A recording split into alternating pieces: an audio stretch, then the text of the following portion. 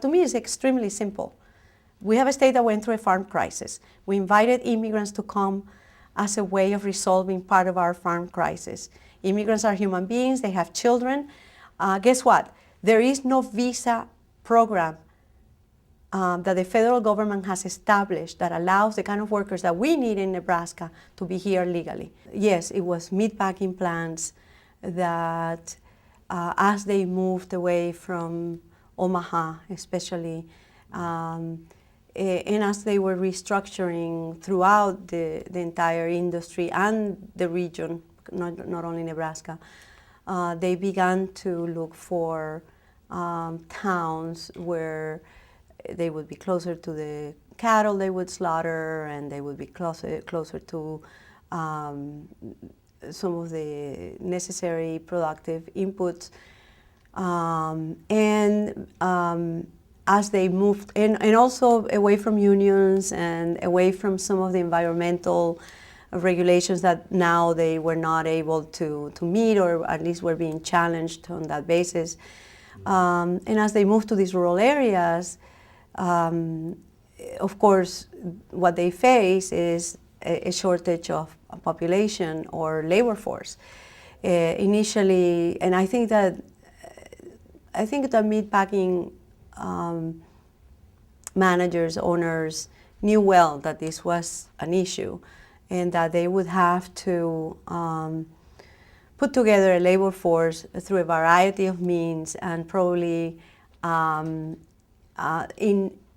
throughout various stages. That they would start out with whatever they could find locally, which they tried. There was a lot of talk initially about housewives or farm wives, unemployed farmers, especially as we entered farm crisis. And so many farmers were not able to maintain an income just simply by working in the farm, but were working part-time. So part-time farmers, farm wives, all of that appears quite visibly during the initial years in the public pronouncements, in the newspaper articles, and in the interviews that we ourselves, myself and others, did along the way. And what years are we talking about? And what we're talking period? 80s primarily. I mean, the process starts early, but really the preamble to immigration is late 80s. By 89, for example, IBP announces that it's opening a plant in Lexington, Nebraska, as one major example, and one that I know well because of my work there. And obviously, it becomes clear very quickly that there is insufficient labor force to maintain to meet the capacity of this plant, which was very much welcome. Even if reluctantly by some, it was the saving grace, because as you may remember, Sperry, New Holland, the industry that was there earlier, closed down. This was not just a farm crisis, this was a rural crisis, this was a state crisis, it was a national recession. And from the very beginning, there were rumors that they would probably have to recruit immigrants.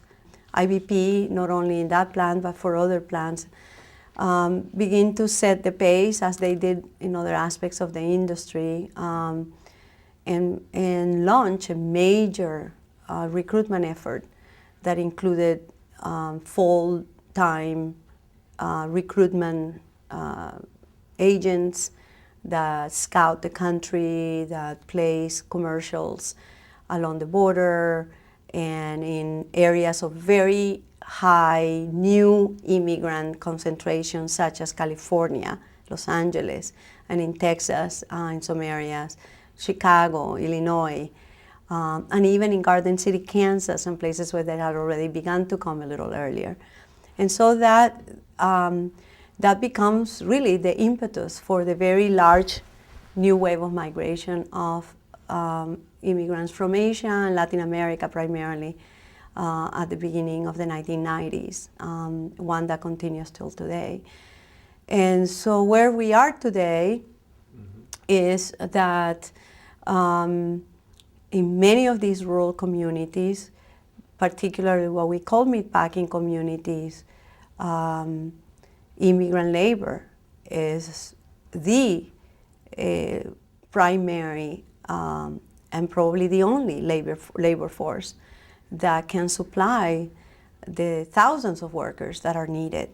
If Nebraska were to try to get rid of immigrants, you can be assured that the state goes under, especially at a moment where we're confronting major national indicators of recession.